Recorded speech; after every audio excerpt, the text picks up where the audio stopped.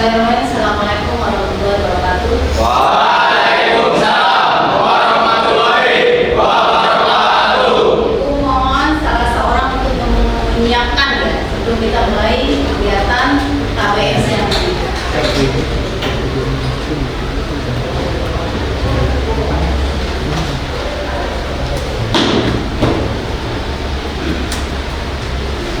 Mohon perhatian. Siap. Dalam keadaan duduk. Duduk siap. Rapat.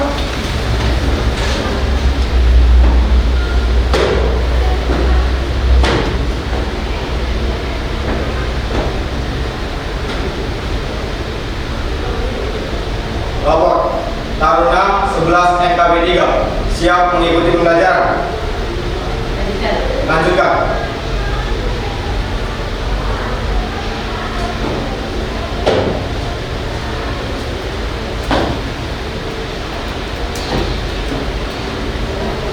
Dalam keadaan duduk. Istirahat di tempat. Gerak.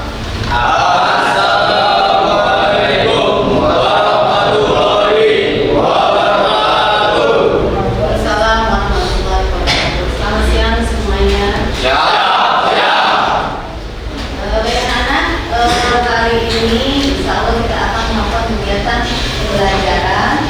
Ya mudah-mudahan materi ini memang materi di kelas. Ya, kalian mungkin sudah dapat. Dan Ibu ingin mengulang karena materi ini amat kaitannya ya dengan pelajaran yang akan kalian terima di kelas. Oke. Sebelumnya akan Ibu absen dulu ya. Siapa yang tidak masuk hari ini?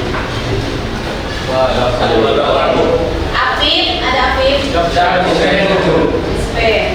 Akbar, Aldi Setiawan, Andika, Aryo, Bayan, Len, Denny, Dimas, Fadil, Fahri, Fayas. Fayas mana Fayas? Alfi, Hasya, Iqbal, Parwan, Alan Fakir, Sohib, Waliji, Nurido, ya, puasa sakit ya, Ibra, Rafa, Fauzan, Noval, Priya, Rangga, Reno, Rizky, Stefan, Saiful, Alen, Ruhia.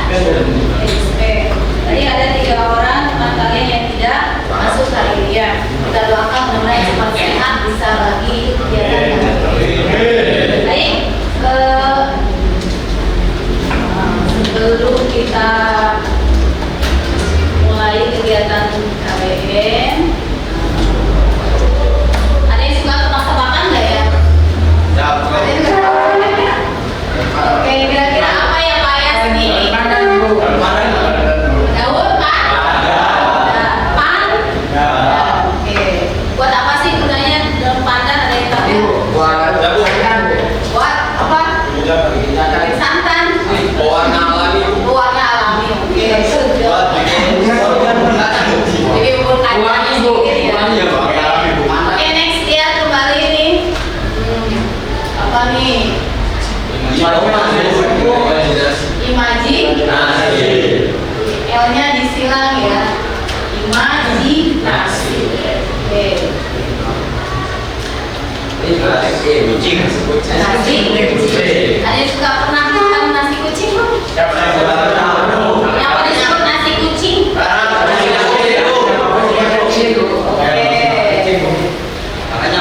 Kenyang ya. Kalau porsi Taruna nasinya juga. Oke, next. Apa nih? Ayo apa tuh? Kue ape. Iya. Kenalin kue ape enggak? Cari pokoknya PR itu kayak ape, kayak gimana kue ape.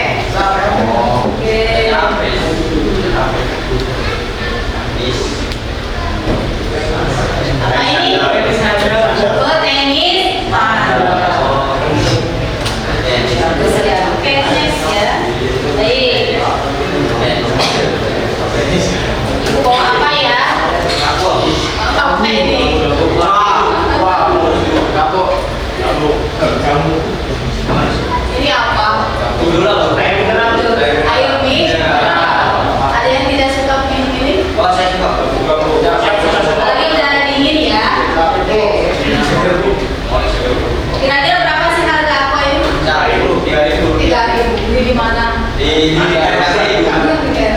Oke, andaikan ya, apa namanya, botol ini, aqua ini, gitu kan, ibu ganti isinya dengan misalkan apa ya, jus lah, jus misalkan, atau yogurt.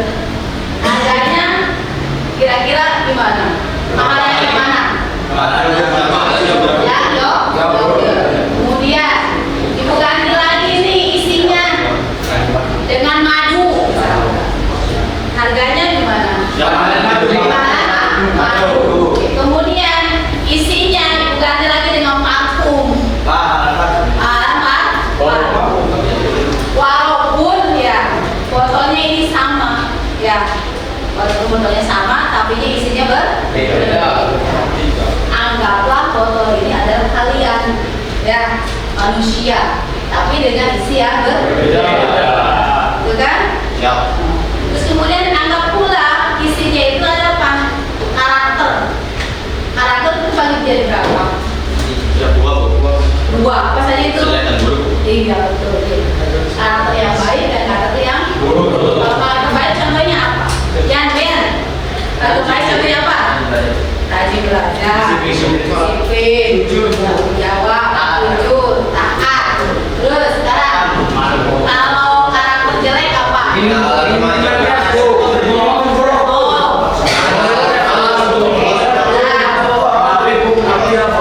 Walaupun botolnya sama, isinya berbeda, ya kan?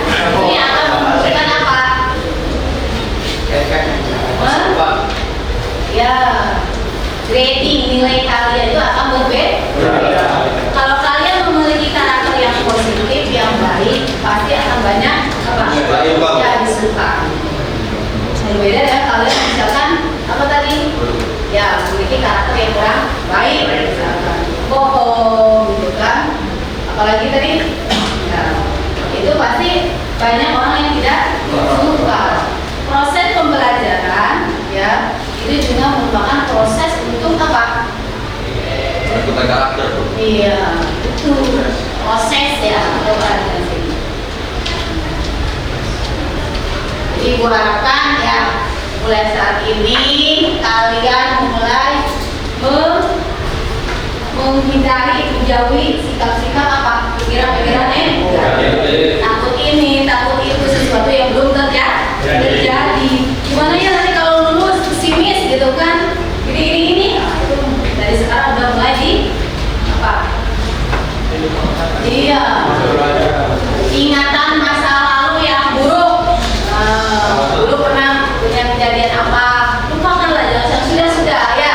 Terus hidup harus berjalan terus, betul tidak? Iya. Gimana nanti itu? Ya, kemudian kekhawatiran yang berlebihan terhadap apa? Masa depan. Takut ini, siapa juga begitu? Oh, jangan ya. Iya. Oke, itu ya. Jadi mulai hari ini jauhkan hati kalian dari hal-hal yang berpikiran negatif, masa lalu yang sudah terjadi, gitu kan? Lupakan. Jadi apa? Jadi sebuah kenangan. Kekhawatiran yang berlebihan di masa depan, boleh ya. Terus apa yang harus kita lakukan? Isi hati dengan rasa syukur, semangat untuk mengisi masa depan dengan hal yang positif. Siap nggak? Siap. Nah, mumpung masih ada sesuatu, maka apa yang harus kita lakukan? Lakukan lakukan kebaikan semampu yang kita bisa. Masih dibalik kesempatan untuk hidup, lakukan hal-hal yang lebih baik yang bisa kita lakukan. Berkontribusi untuk lembaga, untuk diri sendiri, untuk sekolah, ya kan? Apapun bentuknya dari hal-hal yang kecil, bisa ya?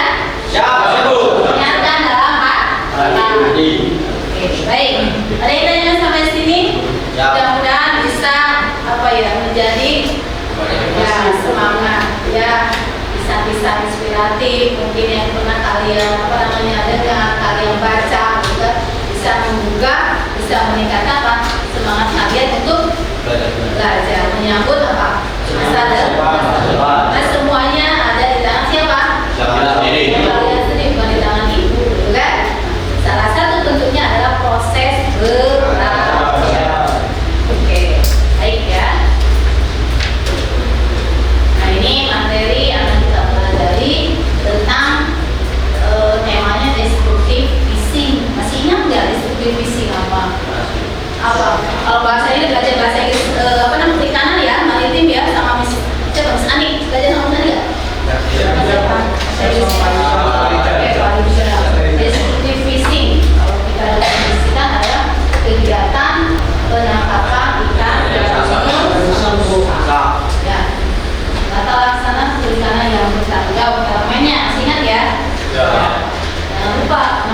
ini merupakan salah satu materi yang akan diujikan dalam ujian siang nanti kalau kalian kelas 3 ada 15 mata uji ya.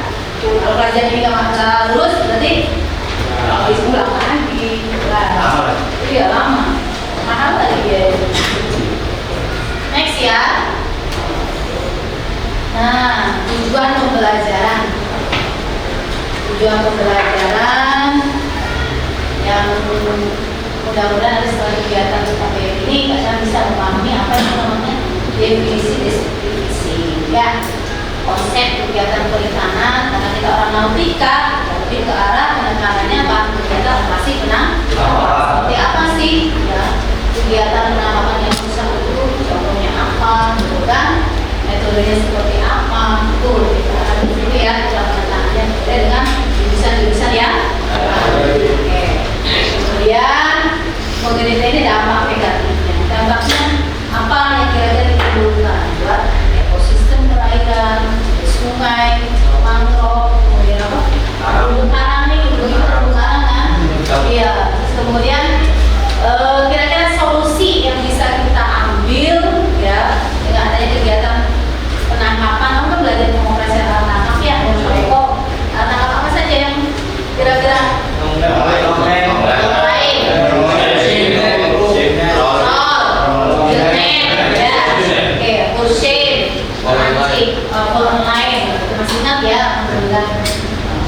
karena ini memang kaitannya ke situ.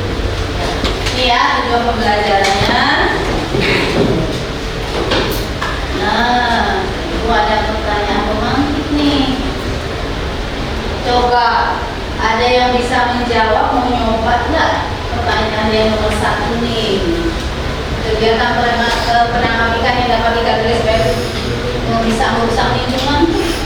Kalau di dapur seperti bumbu kayak menggunakan bahan itu lagi Listrik bu.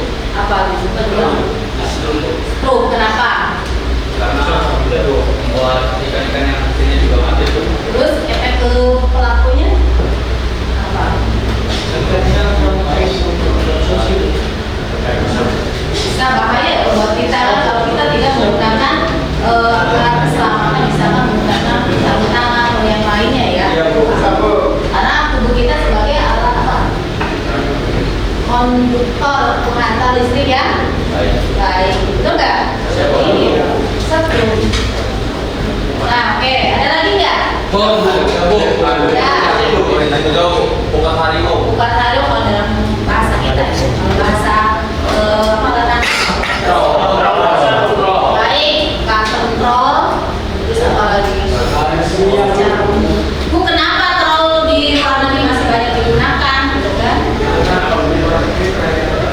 Ya, tapi mereka itu tidak setiap saat pengoperasian nggak kayak di Indonesia, kan?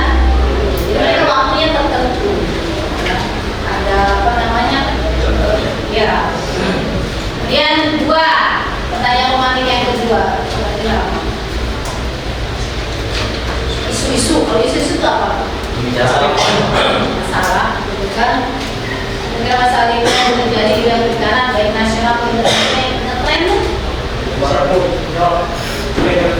ilegal fishing. Satu. Ghost fishing bu. Ghost fishing apa tuh ghost fishing? Ini bu. Ghostbuster. Kayak jaring yang ketika itu apa dari perairan. Salah tangkap yang jatuh atau putus atau dibuang dari sengaja atau tidak sengaja ke laut sehingga apa? Kan? Ya tersangkut ya, itu ghost fishing. Dia apa lagi? Apa? Mau jawab nggak? Nggak. Terus siapa lagi? Apa aja contohnya? Isu-isu permasalahan. Marine pollution apa itu? Iya. Udah ikut TST belum? Ya, nanti Desember ya. Overfishing bu.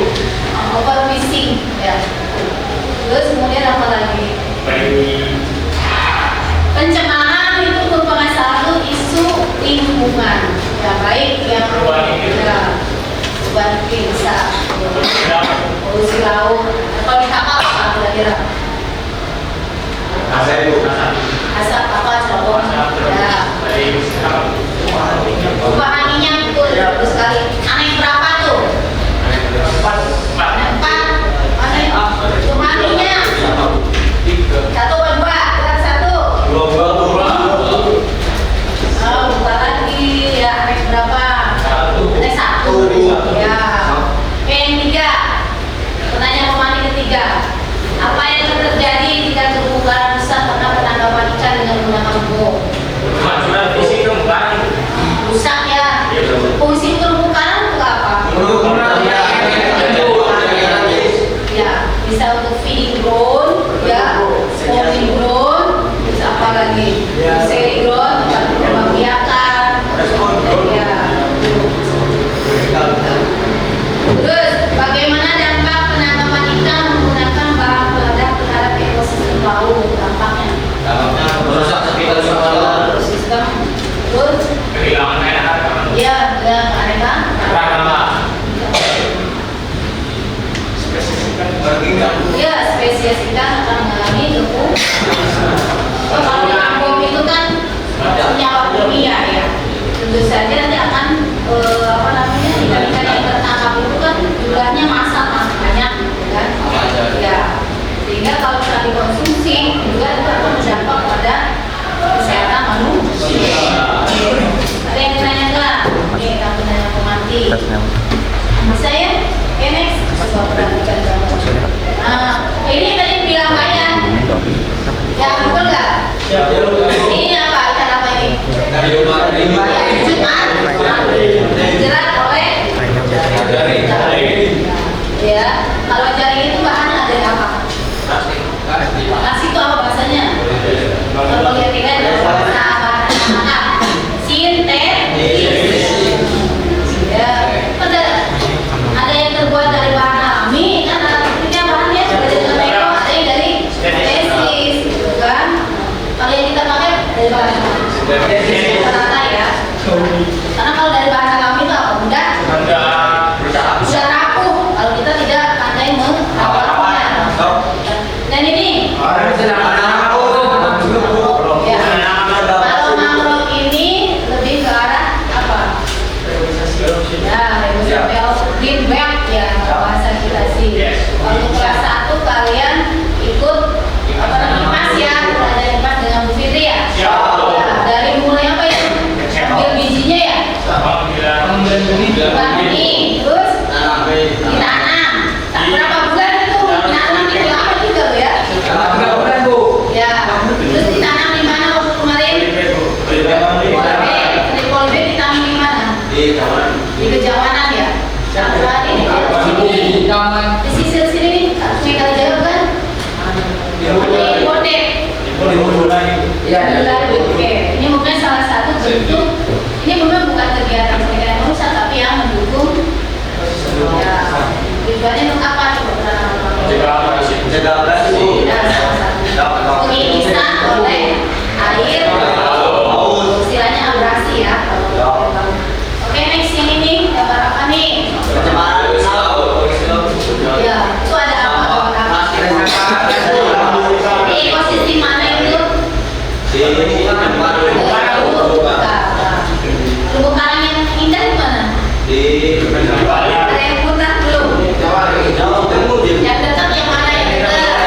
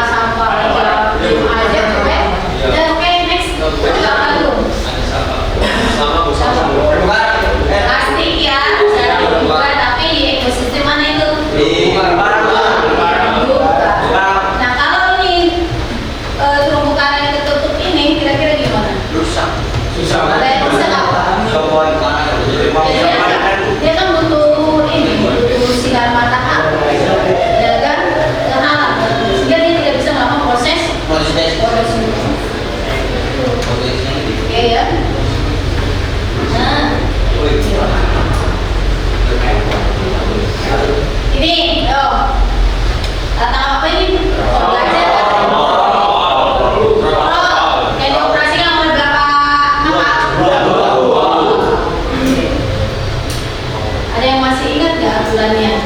PP Kepres Presiden yang melarang penggunaan alat tangkap. 2009. Pak. Nomor 38 tahun 1980 atau undang-undang perikanan nomor berapa? Undang-undang nomor 45 tahun 2017 dan 29. Oke, ya, lihat, ingat ya. Nih, tangkap apa? Kalau memang untuk menangkap apa? Target tangkapannya. Tuh lihat ya. Tuna jenis apa yang dilindungi? Bluefin tuna sama? Kenapa? Karena sampai saya lengkap. Mulai sedih. Makanya kalau PKL di Bali itu waktunya hanya sekitar bulan kalau mau banyak apa namanya kapal lain praktik kapal lain itu harus berangkat PK-nya di bulan Januari Februari. Kalau ke sini banyaknya tangkap cumi dan whiting. Ya, oke. Oh ini apa? Kursin. Udah belajar dong sampai kursin. Target tangkapan alat tangkap kursin apa?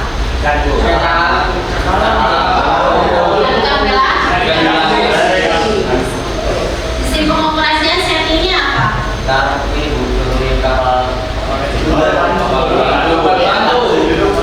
Prinsipnya kan itu kursin. Kalau kursin bahasa Indonesia-nya apa? Bukan cincin. Kalau cincin bentuknya apa? Artinya apa dia? Berlari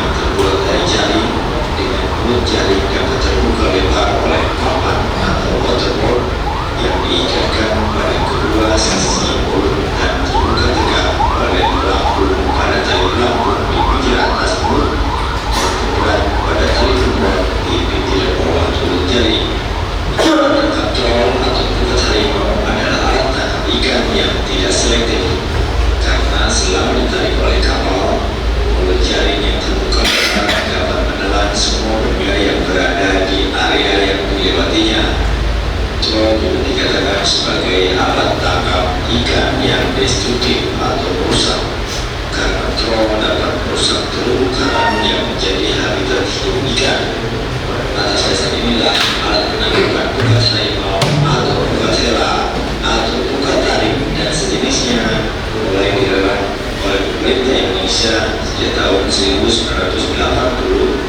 melalui Kepres nomor 39 tahun 1980 tentang penghapusan jaring troll. Ini dasar hukumnya ya. Terdapat beberapa jenis yang dikategorikan berdasarkan daerah penangkapan atau fishing ground, jumlah kapal yang menaringnya atau trawler, jumlah jaring yang diterjunkan ke dalam air atau fishing gear, letak penurunan jaring atau gear setting, dan berdasarkan cara bukaan mulut jaring atau gear opening system. Berdasarkan daerah penangkapan ikan, jenisnya troll atau buat harimau meliputi midwater troll, yaitu buat harimau atau troll yang dioperasikan di bagian kolom perairan atau di bagian pertengahan antara dasar perairan dan permukaan perairan. Midwater troll ditujukan untuk menangkap ikan-ikan pelagis seperti tongkol, cakalang, selar, kembung, tenggiri, atau salmon. Jenis troll berdasarkan daerah penangkapan berikutnya adalah bottom troll, yaitu troll bukan harimau yang dioperasikan di dasar perairan.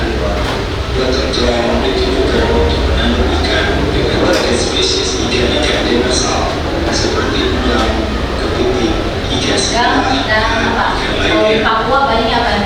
Mahal. Pantai adalah jenis troll yang dioperasikan di daerah pantai. Jenis troll ini melalui daerah perairan yang dangkal, ditarik oleh sekelompok nelayan yang berada di pantai.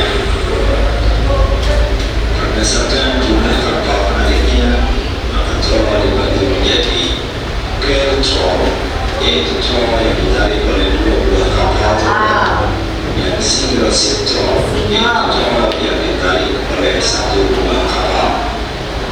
Berdasarkan jumlah jaring yang diturunkan ke dalam air, troll dibagi menjadi double ring troll, yaitu satu buah kapal menurunkan dua buah jaring troll, dan single troll, di mana satu kapal menurunkan satu unit jaring troll. Selanjutnya, kategori troll berdasarkan letak penurunan jaring dari atas kapal, yang meliputi side troll, di mana jaring troll atau jaring bukat harimau diturunkan dari sisi lambung kiri atau lambung kanan kapal. Kemudian stern troll, yaitu jaring troll yang diturunkan melalui bagian buritan kapal. Sekarang itu buritan ya, kalau bahasa Inggris ya. Jenis troll yang umum digunakan oleh kapal-kapal troll berukuran besar atau super troll. Kategori troll yang terakhir adalah berdasarkan cara bukaan mulut jaring troll, yang terdiri dari water troll, yaitu troll yang bukaan jaringnya adalah dengan menggunakan papan pembuka atau disebut dengan waterboard, dan beam troll, di mana mulut jaring troll menggunakan penyangga atau beam yang terbuat dari besi atau baja. Itulah jenis-jenis troll yang jika dirangkum dalam bentuk tabel maka akan terlihat seperti berikut ini. Ada troll untuk fishing ground atau daerah penangkapannya, menurut jumlah kapal yang menariknya atau trawler, menurut jumlah jaring yang digunakan atau fishing gear, menurut cara membarukannya dari kapal atau gear setting, dan menurut cara bukaan mulut jaringnya atau gear opening system. Sampai ketemu di materi berikutnya, dan jangan lupa untuk like, subscribe, dan jangan lupa untuk Tangan dong, masih ada.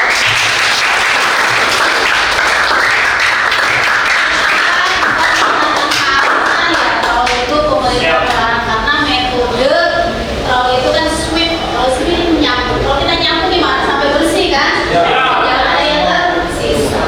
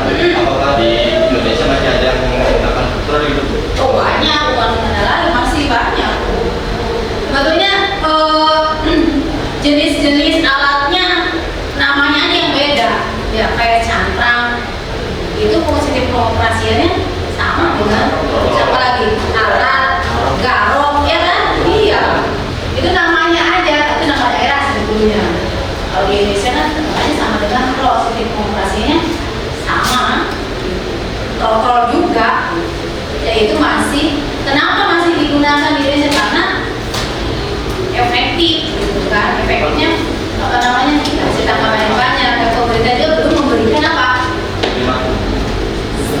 bukan hukuman apa namanya solusi yang tepat gitu untuk menggantikan alat tangkap di satu disarankan apa namanya dilarang gitu. Pemerintah sendiri belum memberikan solusi yang kira-kira mengganti alat tangkap itu apa itu kendalanya itu ya jadi masukkan coba pakai ke bank ke yang mana deretan dadang masih banyak ya alat di sini kalau misalnya alat tadi cantrang garok itu terlalu juga karena sistem pengoperasinya sama dengan sudi tidak boleh itu sebenarnya udah diatur dari HP sebelumnya cuma masih praktek-praktek itu masih ada sampai saat ini paham ya oke ada lagi cantrang alat garok masih ada itu ya yang ditanyakan di sini oke ini ya untuk kali ini kita proses pembelajarannya akan diskusi. Ibu akan memberikan beberapa studi kasus. Ibu akan apa namanya bagikan studi kasus sebelum kalian bisa bergabung dengan kelompok yang sudah ada. Terus nanti ibu bagikan LKPD-nya yang tempat kerjanya. Jadi silakan kalian diskusikan. Kemudian nanti ya tiap kelompok itu menyajikan presentasi dari hasil diskusi. Dan kelompok lainnya apa? Kelompok lainnya apa? Menanggapi, jawaban, tanggapan, pembelaan. Itu ya. Bisa dimulai. Sip, go. Ya, silakan kumpul dengan kelompoknya masing-masing. Kelompok mana? Kelompok berapa ya? Yuk. Nah, kelompoknya udah dibentuk. Kita memori kan Nah, kelompok kan ya dan kelompok yang salah.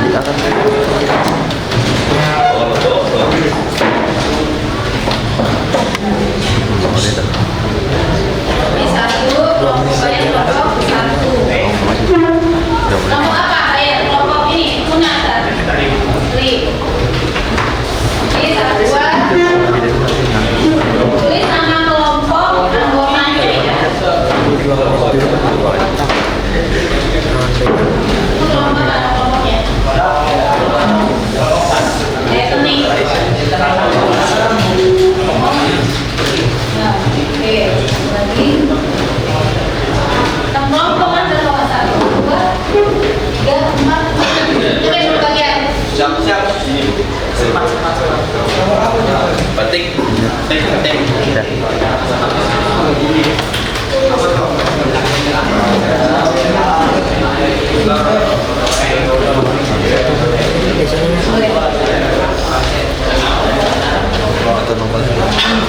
Sambil jalan coba pelajari apa yang kasusnya. Tiap kelompok kan beda kasusnya tuh. Ada yang terkait dengan coba lihat gambar, amati gambarnya dulu. Ya, amati gambarnya.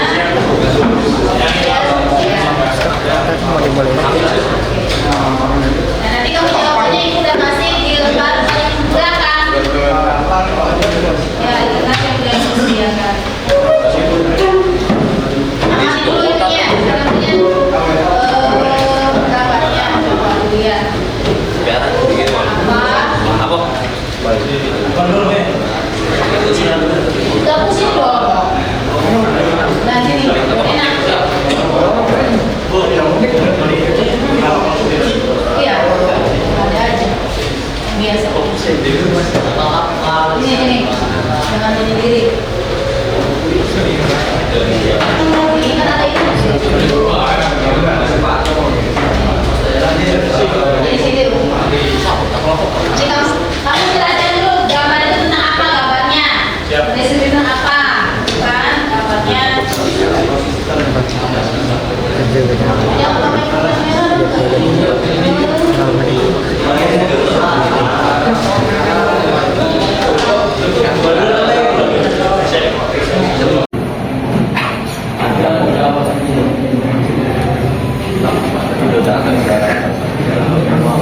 Sudah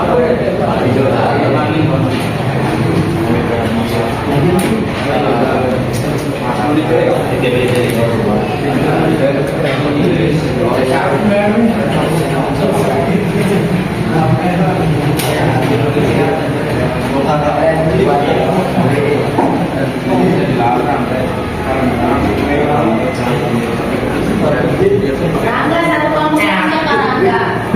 Belajar mengemukakan beberapa.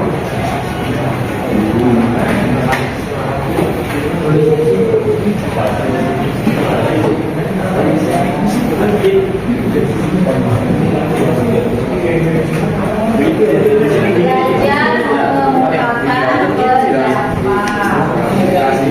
bantu temannya.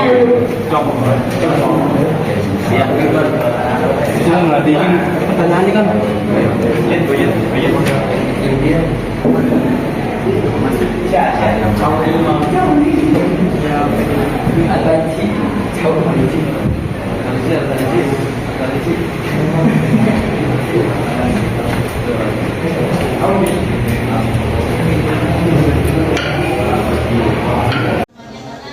Dikasih kasus yang masing-masing berbeda. Jadi silakan masing-masing kelompok maju untuk mempresentasikan. Semuanya maju ya, tidak ada yang kemudian maju semua kelompok. Nanti hasil diskusinya tolong dibacakan. Kelompok yang lain nanti menanggapi. Kemudian silakan bertanya. Yang perlu ditanyakan nomor siapa? Juri yang maju.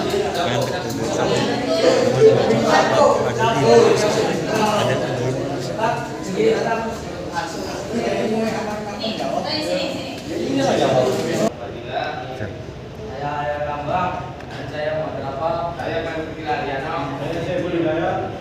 sekali aja nggak apa-apa. Dari depan sih. Nah, ya.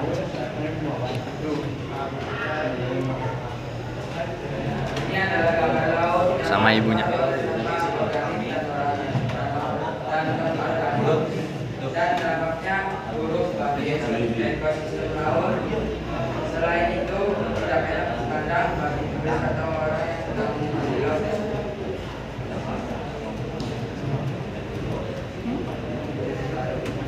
Nomor 1, pencemaran laut adalah proses di mana air laut diolah organisme laut seperti plankton dan fitoplankton. Proses ini penting dalam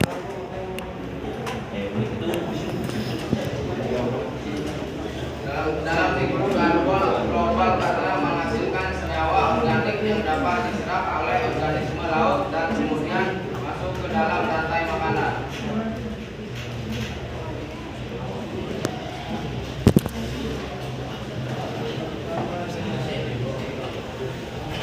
Dampak pada ekosistem laut, kematian makhluk, pencemaran oleh bahan minyak, racun dan dapat menyebabkan kematian yang langsung pada ikan.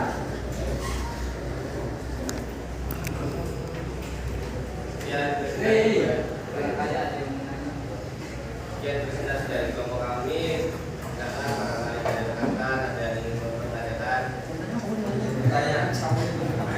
kalau misalkan laut memang sudah tercemar, itu apa yang harus dilakukan?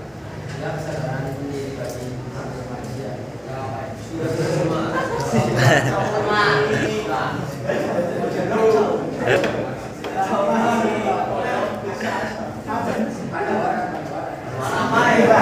Jawab yang benar.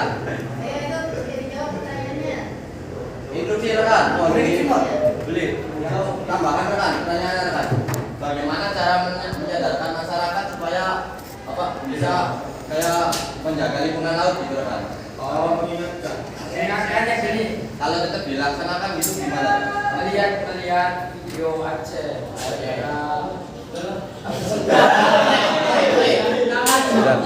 Tata panik Pak, jangan sama bolong, nggak nyambung. Jatuh ya. Enggak, kemana? Definisi pencemaran itu adalah Oh, aman. Ngobrol lihat. atau dimasukkannya zat, energi atau unsur air baik sengaja atau tidak sengaja ke dalam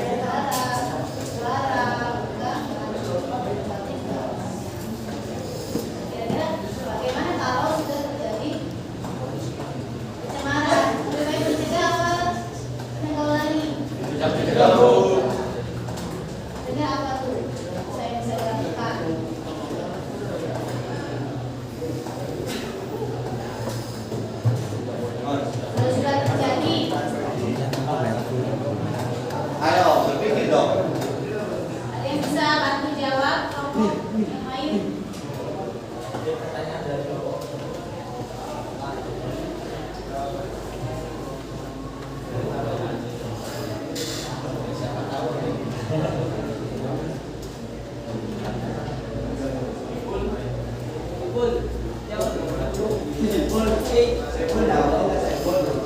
menumbuhkan kesadaran itu kan tidak mudah ya. Karena perlu waktu biasa. Jadi salah satu yang bisa kita lakukan apa? Sebagai pelajar nih, mengingatkan apa lagi? Terus lagi apa lagi nih yang bisa kita lakukan sebagai pelajar nih?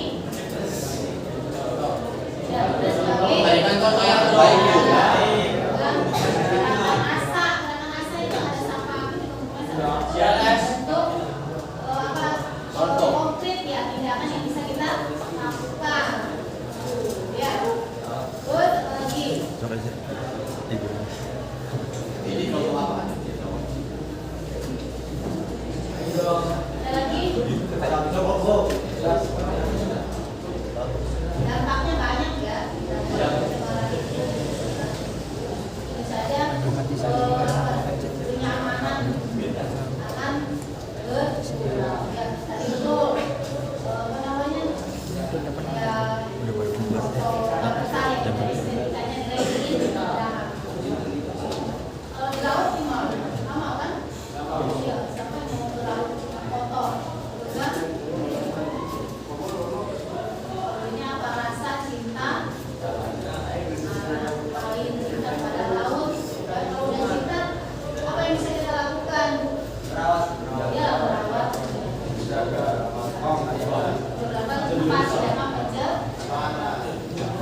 Oke, itu baik. Kelompok selanjutnya. Terima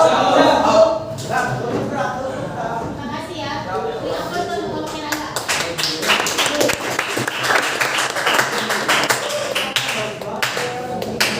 Bos visi.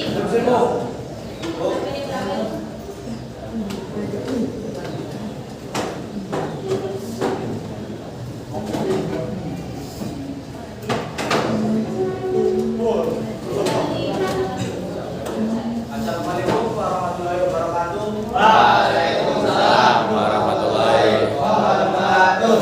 Kami dari kelompok KRI Rian 201 yang beranggotakan Taruna Rezeki, Taruna Arja, Taruna KRI dan Taruna Angga. Di sini rekan saya Resti akan menjelaskan tentang metodologi visi.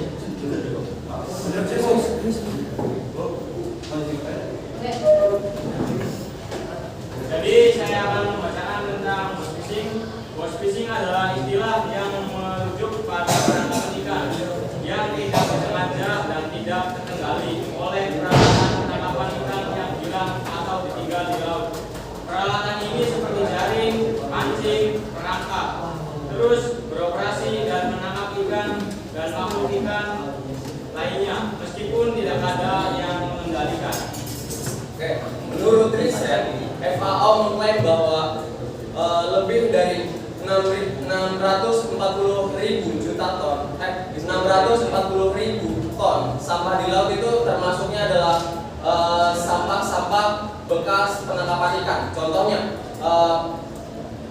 jaring-jaring yang rusak, jaring-jaring yang tertinggal ketika pengoperasian penangkapan, seperti jaring yang tersangkut pada terumbu karang dan susah untuk diambil kembali, maka para nelayan itu meninggalkan begitu saja. Seperti yang tadi dikatakan oleh rekan saya Rangga, ghost fishing itu bisa terjadi, ada yang sengaja dan ada yang tidak sengaja. Bisa jadi ketika seorang nelayan mempunyai alat tangkap yang sudah rusak,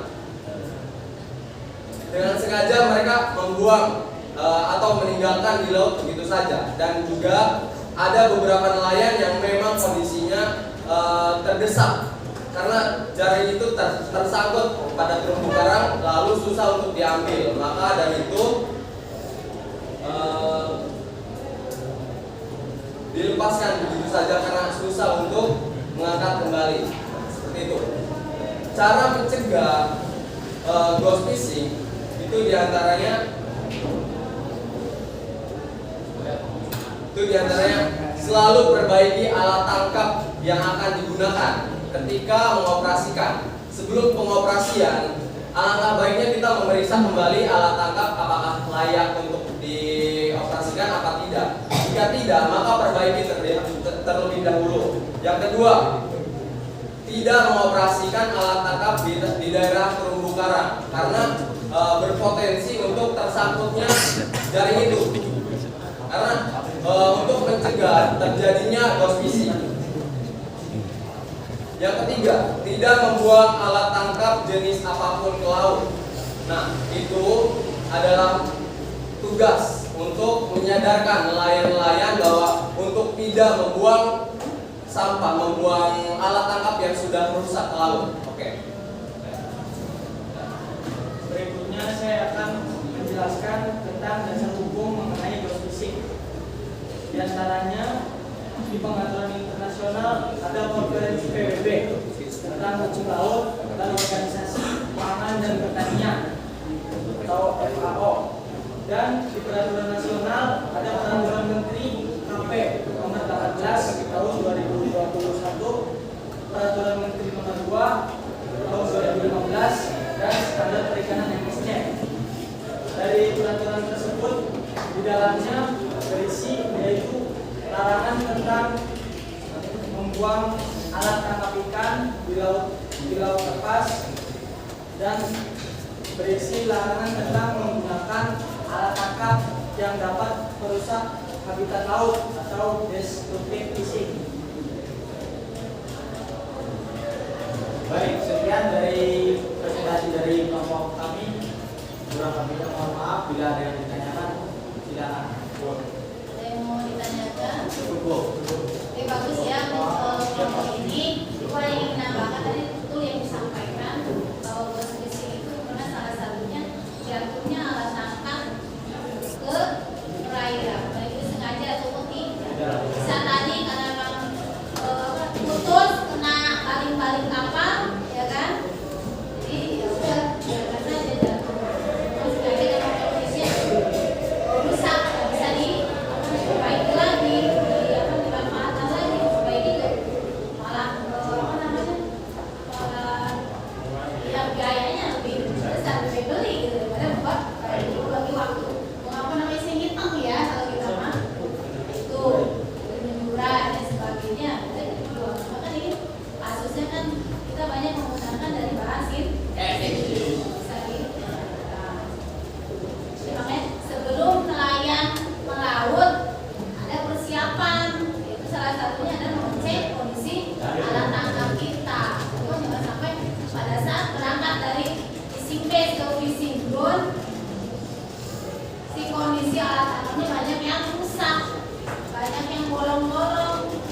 Pada saat nyampe ke daerah fishing ground, seringkali gerombolan ikan pengennya ikannya banyak yang ketangkap, tapi karena banyak yang rusak, gagal semua.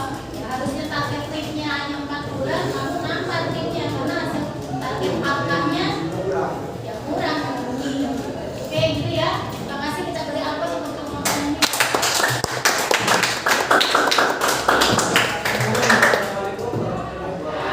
Waalaikumsalam warahmatullahi wabarakatuh.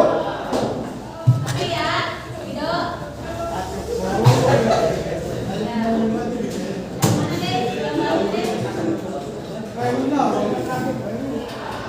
Oke, sudah. Wih, apa itu?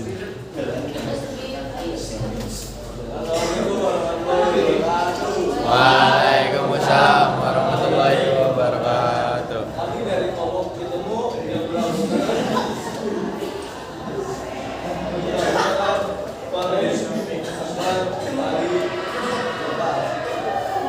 karena di sini ada gambar, ada seorang nelayan yang sedang menangkap ikan menggunakan bahan peledak. Berikan penjelasan mengapa menangkap ikan dengan bom atau bahan peledak dan sejenisnya dilarang.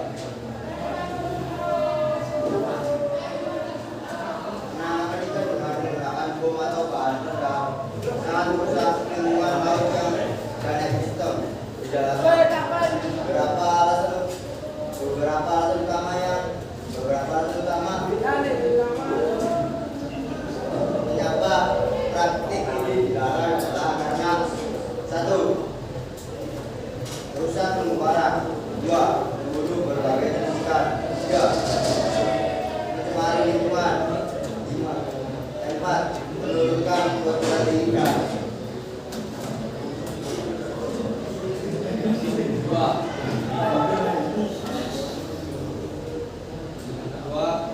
Jelaskan kriteria alat tangkap ramah lingkungan. Alat tangkap ramah lingkungan adalah alat yang dilarang yang dirancang untuk meminimalkan dampak negatif terhadap ekosistem laut. Berikut beberapa kriteria utama yang harus dipenuhi. Tidak merusak habitat. 2. Ikan menghasilkan ikan berkualitas. 3. Tidak membahayakan nelayan. 4. Dampak lingkungan. 5. Diterima secara sosial. Sekian presentasi dari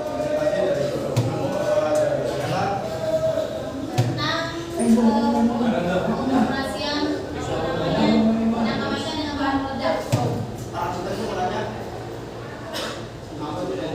Bahan peledak gembok. Nih, untuk merakit apa namanya? Ya, gampang sekali. Apa? Ini ya, kamu masukkan pupuk Korea, PSP dan sejenisnya yang padat yang banyak ke dalam botol ini ya. Kemudian masukkan yang namanya sumbu kompor. Kemudian dinyalakan, lempar ke tengah laut. Jadi bisa menangkap ikan dalam jumlah banyak massal. Tapi ya efeknya apa? Ya, kalau misalnya kan pada saat itu targetnya ya pasti akan bisa. Kemudian apa? Kondisi ikan yang tertangkap itu akan berbeda dengan kondisi yang ditangkap dengan menggunakan alat tangkap. Ya, sisiknya rusak, saluran pencernaan juga pada apa? Ya, sisiknya juga pada rusak. Racun itu. Itu ya, kenapa dilarang dan kemudian bisa berefek pada yang mengoperasikannya. Belum juga dilempar sudah ya itu bahayanya. Kejahatan makan ya, kenapa dilarang. Jadi dari alat tangkap ramah lingkungan betul ya yang disampaikan. Salah satunya harus kalau misalkan kursin targetnya kan banyak, embung, layang. Biasanya kalau alat tangkap ramah lingkungan targetnya ikan yang tertangkap yang banyak yang target tangkapannya. Kalau dia sedikit tapi banyak tangkapan sampingan, misalkan ikan buntal yang banyak itu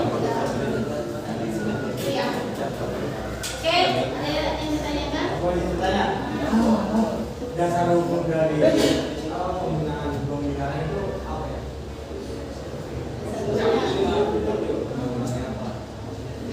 Iya, iya.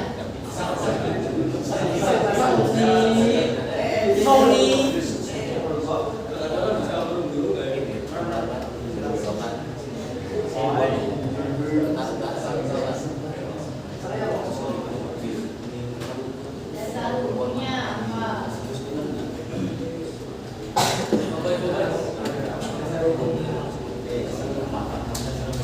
Yang larangan tidak boleh ada.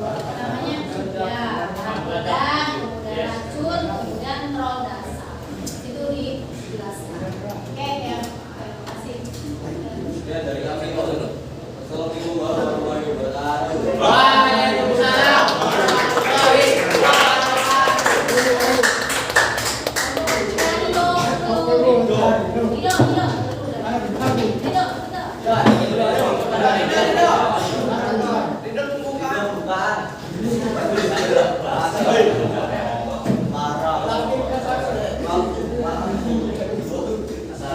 warahmatullahi wabarakatuh. Waalaikumsalam warahmatullahi wabarakatuh. Nah, perkenalkan saya kami dari kelompok Kapten Meligo. Beranggotakan saya Bapak Timur Fauzan. Saya Muhammad Fauzan Maulana. Saya Fadil Pratama. Kami akan mempresentasikan hutan mangrove. Berikan penjelasan kerusakan ekosistem hutan mangrove akan dijawab oleh Bapak Fauzan. Tentang kerusakan ekosistem hutan mangrove. Ekosistem mangrove merupakan salah satu kawasan yang sangat penting dalam menjaga tingkat keanekaragaman organisme di laut. Kerusakan mangrove bisa disebabkan oleh abrasi, kurangnya mengembangkan daya dukung lingkungan pantai, serta kurangnya pengetahuan dan kesadaran masyarakat di sekitar pantai tentang ekosistem mangrove secara ekologis dan ekonomis. Dan juga kerusakan pohon mangrove bisa disebabkan karena penebangan ilegal. Kita sebagai masyarakat seharusnya sadar tentang manfaat pohon mangrove dan menjaganya dengan sebaik mungkin. Pertanyaan kedua, jelaskan manfaat ekosistem hutan mangrove. Dijawab oleh rekan Fadil. Manfaat hutan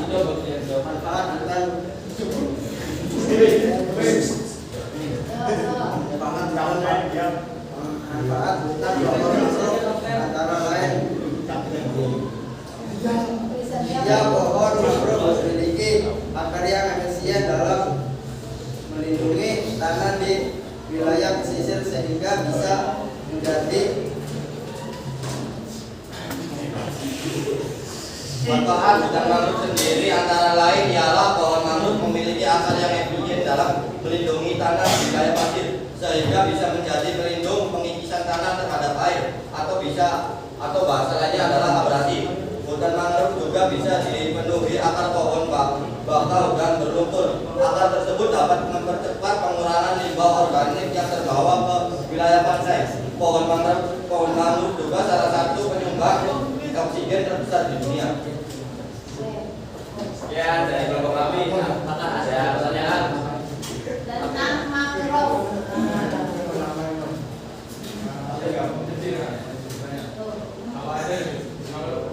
Apa? Udah lupa kan? Ada di pas ya?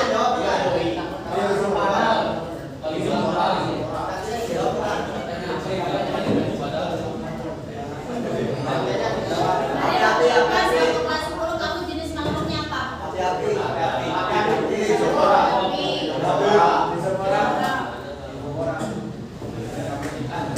Masih ingat ya? Oke kan, saya akan menjawab jenis-jenis pohon mangrove. Antara lain bakau murah, mangrove merah, bakau hijau, bakau kecil dan masih banyak lainnya kan? Gak ada. Pertanyaan kan? Ya. Mangrove kan tujuannya untuk mencegah dari abrasi. Ya, sedangkan untuk menumbuhkan mangrove itu butuh waktu yang lama. Yang saya ketahui untuk menumbuhkan akar-akar yang tumbuh di pesisir pantai itu membutuhkan puluhan tahun. Nah, sedangkan waktu itu kan keburu terjadinya abrasi. Pertanyaannya, apakah ada yang lebih efisien selain mangrove untuk mencegah abrasi? Mohon maaf rekan, kalau saya kan bukan ahli tentang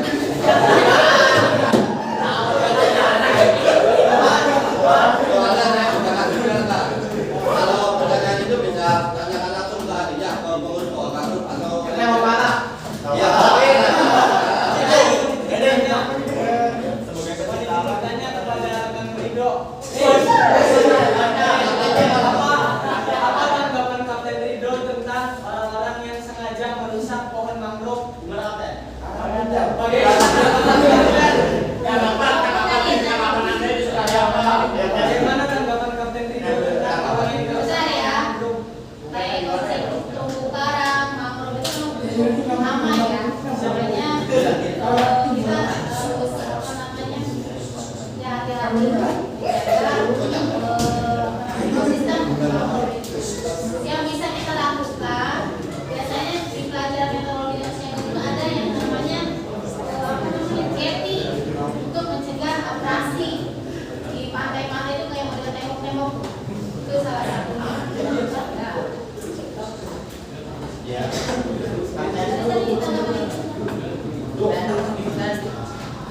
mewakili leader kan. Seharusnya orang-orang tersebut mempunyai kesadaran diri kan. Kita sebagai orang yang sadar seharusnya kita juga kayak mensosialisasikan gitu kan ke orang-orang yang kurang sadar terhadap pohon mangrove atau lingkungan sekitar kan. Tanggung jawab adalah tanggung jawab besar. Tidak bisa pemerintah saja, tapi harus didukung oleh semua, termasuk apa kita sebagai yang pelajar yang bergerak apa namanya yang di bidang kemarin ambil di depan, kan harus jadi contoh. Untuk membersihkan waktu dan masih ada untuk seseorang lagi yang belum tidak cukup mendengarkan mulai dari jam 8 masalah itu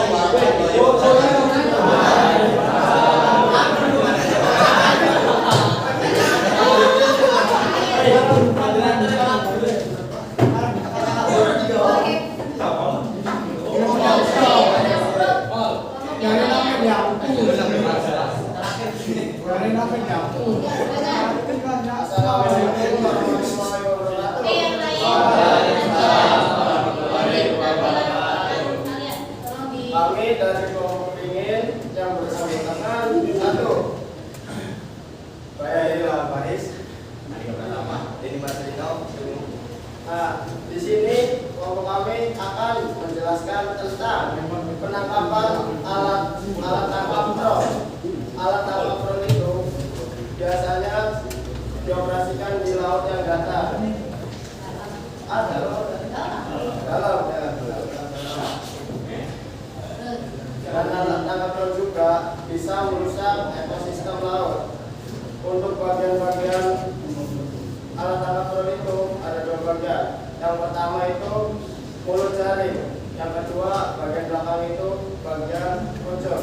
Yang mana itu untuk menampung ikan-ikan yang sudah ditangkap.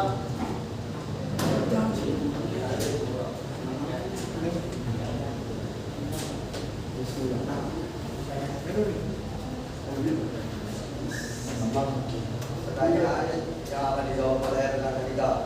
Apakah penangkapan ikan dengan menggunakan alat tangkap drone masih diperbolehkan? Jadi penggunaan alat tangkap drone di Indonesia itu dilarang. Tetapi sebagian besar dari nelayan kita tetap saja masih menggunakan alat tangkap tersebut. Itu semua dikarenakan pemerintah kita yang melarang tapi tidak memberikan solusi. Nah, terus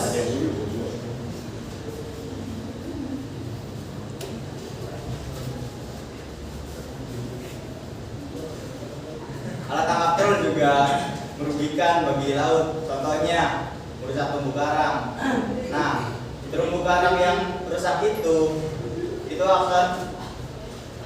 akan mempengaruhi biota laut, akan mempengaruhi pariwisata di area tersebut, dan juga akan mengurangi pasokan oksigen dari bumi. Karena pasokan oksigen dari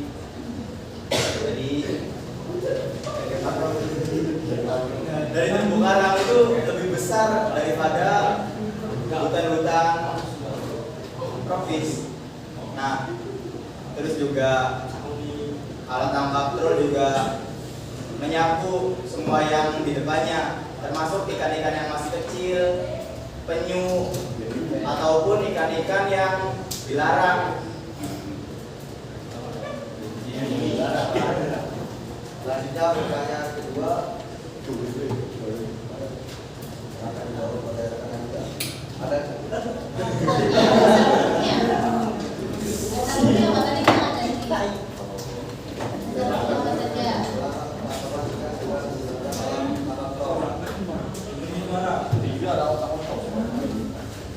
larangan penggunaan drone di Indonesia diatur dalam peraturan Menteri Kelautan dan Perikanan Permen KP nomor 2 Permen KP 2015 tentang larangan penggunaan alat tangkap ikan bukan bela.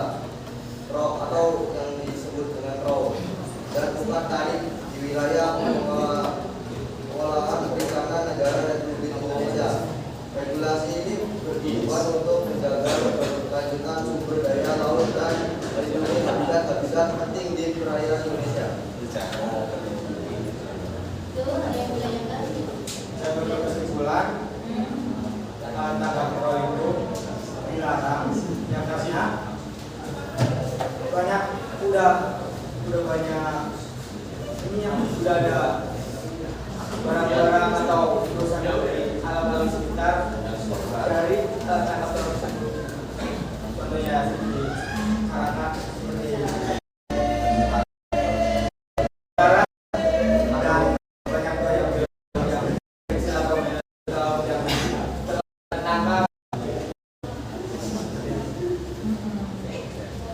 sekian dari Bapak kami, Bunga Mawar, Bunga Stasi. Mantap.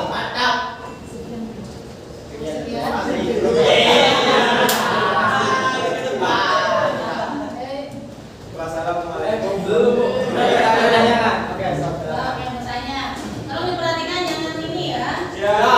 ayo. Izin bertanya ya. Mampu mau ke depan. Tadi dijelaskan sama Dika bahwa susah untuk menyadarkan nelayan-nelayan Indonesia karena Andika katakan tadi pemerintah hanya melarang dan tidak memberikan solusi. Nah sekarang pertanyaannya apakah ada solusi yang tepat untuk mencegah trawl ini untuk merusak ekosistem laut? Nah, jadi gini kan, nelayan bisa menggunakan mid trawl. Itu trawl tuh digunakan di tengah kedalaman. Jadi dia tidak menyentuh dasar laut sehingga tidak merusak terumbu karang. Itu apa ya? Mengurangi dampak kerusakan dari alat tangkap trawl. Gitu kan.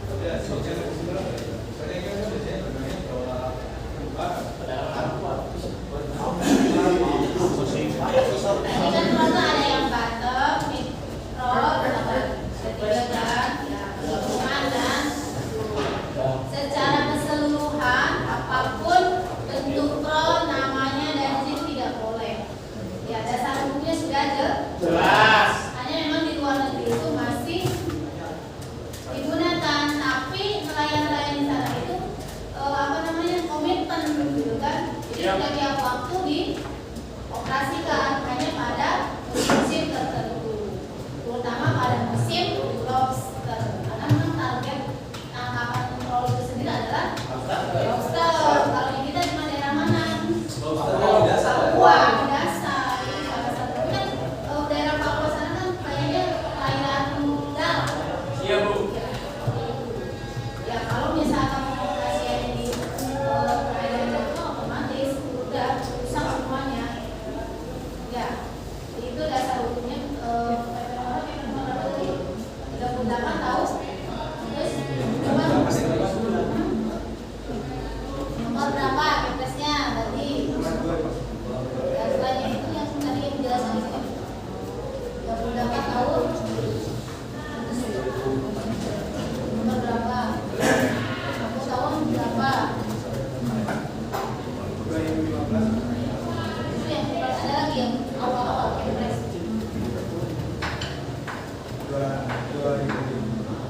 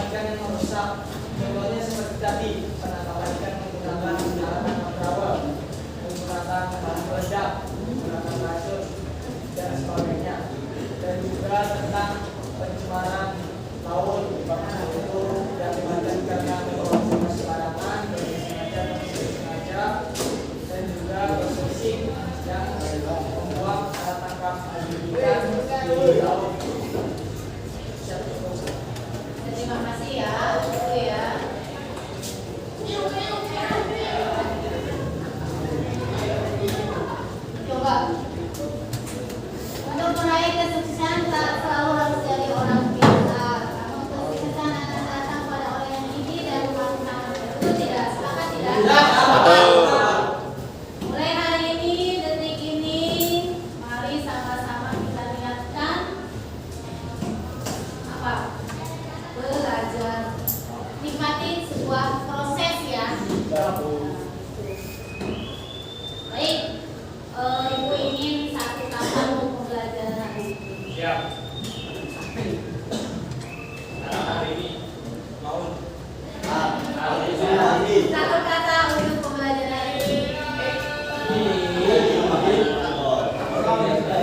Jangan lamun. Bu, lanjutnya aja dulu sampai Bu.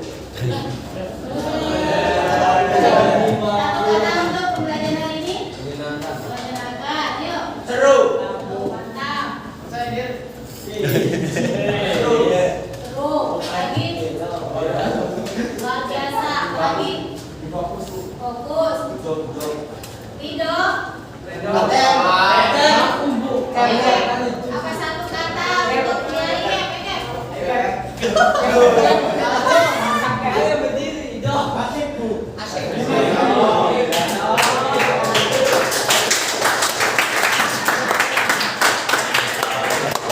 Mudah-mudahan pembelajaran hari ini bisa bermanfaat. Nantinya kita lebih ke arah sebenarnya kalian dapat ilmu seperti ini, paham nanti bisa ditularkan kepada ya masyarakat, orang sekitar, bagaimana cara mencintai ya bangga sebagai orang kemari mencintai laut.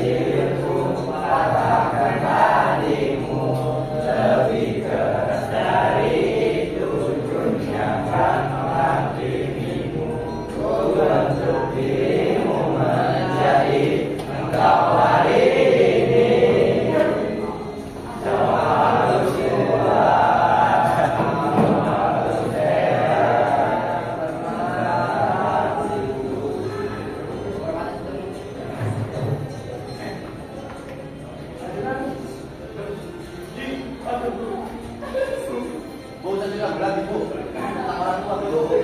Yo, gak apa-apa Bu, capek